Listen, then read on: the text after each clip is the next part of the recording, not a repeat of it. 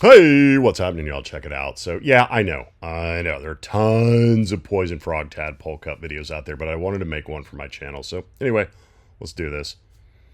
These are the supplies that you need. I have them laid out here. First, we're going to start with a turkey baster. That's great for getting tadpoles and doing water change, the plastic spoon, same grabbing tadpoles, some Java moss.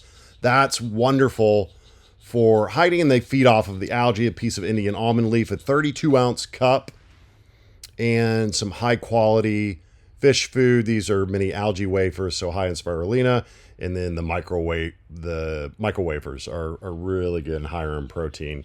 And yes, that's a Ufaga Pamilio in the background ruining my video. Anyway, I'm going to keep going. So add some remineralized RO water to a cup, to the 32-ounce deli cup, about a quarter of the way around that. They don't need a lot of water, but I should have just poured it in there instead of, hey, can you shut up? I'm trying to shoot a video here. Good Lord. Anyway, sorry, y'all. This is such is life with Ufaga. Anyway, add water, and then you're going to add a clump of Java moss. They hide in that. They feed off of it. They feed off the algae that grows on the Java moss. A piece of Indian almond leaf for the tannins. It helps keep those tadpoles nice and healthy. And then here I'm going to remove, there's a tadpole in this cup if you can see it. I know it's kind of hard to see, but just suck that bad boy up and then put them in the cup.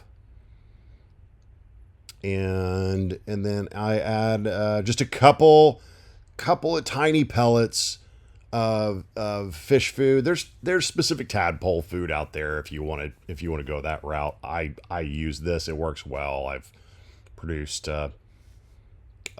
hundreds of froglets at this point. Anyway, so add a couple little pieces of food, and boom, you are done. That's it.